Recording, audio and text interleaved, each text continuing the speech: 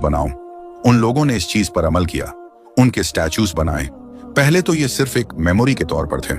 मगर वक्त के साथ ही फिर इन लोगों ने उन स्टैच्यूज की इबादत करनी भी शुरू कर दी थी। अब अगर खास तौर से बात की जाए अरब वर्ल्ड की, और उसमें भी फोकस अरब के उस खास इलाके पर किया जाए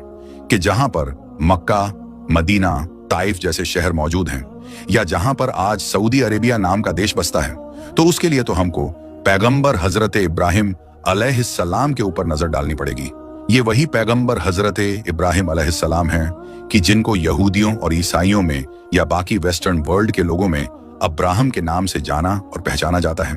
इनका नाम आप हमेशा अच्छी तरह से याद रखें, क्योंकि चाहे इस्लाम हो, यहूदियत हो, ईसाइयत हो, इन तीनों ही रिलीजन्स के अंदर पैगंबर हजरत इब्राहिम अलैहिस्सलाम को हद से ज्यादा अहमियत दी जाती है। दी भी क्यों ना जाए, क्योंकि इन तीनों की ही जो ऐतिहासिक जड़ें हैं वो ऊपर जाकर इन्हीं से जुड़ जाती हैं। मुसलमानों, यहूदियों और ईसाइयों के इतिहास में जितने भी पैगंबर बाद में आते रहे थे, वो इन्हीं हजरत इब्राहिम की औलादों में पैदा होते रहे थे। इसीलिए आप लोगों ने नोट किया होगा कि आज के दौर में भी जब अमेरिकी राष्ट्रपति डोनाल्ड ट्रंप ने अरब देशों और इजराइल के बीच एक डील कराने की कोशिश की, मतलब नॉर्मलाइजेशन कराने की कोशिश की, तो उस डील को भी अब्राहमिक अकॉर्ड का नाम दिया। ये अब्राहमिक अकॉर्ड दरअसल इन्हीं पैगंबर हजरत इब्राहिम के नाम पर है, क्योंकि इससे ये मैसेज देने की कोशिश की गई थी कि तमाम अरब लोग और जो इजराइल में रहने वाले यहूदी हैं वो दरअसल एक दूसरे के कजिन हैं, क्योंकि हजरत इब्राहिम की एक औलाद से अरब लोग हैं जबकि दूसरी औलाद से इजरायली लोग हैं। अब इन हजरत इब्राहिम अलैहिस्सलाम का एग्जैक्टली दौर कौन सा था,